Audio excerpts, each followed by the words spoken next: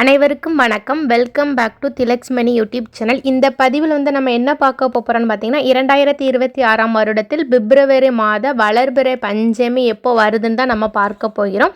நம்மளுடைய சேனலை இப்போ தான் ஃபஸ்ட் டைம் பார்க்குறீங்கன்னா கண்டிப்பாக சப்ஸ்கிரைப் பண்ணிவிட்டு பாருங்கள். வாங்க இப்போ நம்ம வீடியோக்குள்ளே போகலாம். நாம் தினந்தோறும் வராகியம்மனை வழிபாடு செய்துக்கிட்டு வரலாங்க. இருப்பினும் வராகியம்மனை பஞ்சமி நாளில் வழிபாடு செய்வது ரொம்ப ரொம்ப விசேஷமானது. சரி, இப்போ பிப்ரவரி மாதத்திற்கு உண்டான வளர்பிறை பஞ்சமி திதி எப்போ தொடங்குதுன்னு சொல்லி பார்த்துடலாமா? பிப்ரவரி 21ஆம் தேதி மாசி 9ஆம் நாள் சனிக்கிழமை அன்று மதியம் 2:23 தொடங்கி மறுநாள் அதாவது ஞாயிற்றுக்கிழமை மதியானம் 12:17 வரைக்கும் இருக்குதுங்க. அதனால் நமக்கு என்னைக்கு வளர்பிறை பஞ்சமின்னு சொல்லி பார்த்தீங்கன்னா பிப்ரவரி 21ஆம் தேதி சனிக்கிழமை தாங்க நமக்கு வளர்பிறை பஞ்சமி. பொதுவாகவே வராகியம்மனை நாம் பஞ்சமி நாளில் மாலை பொழுதில் தான் நாம் வழிபாடு செய்ய வேண்டும்.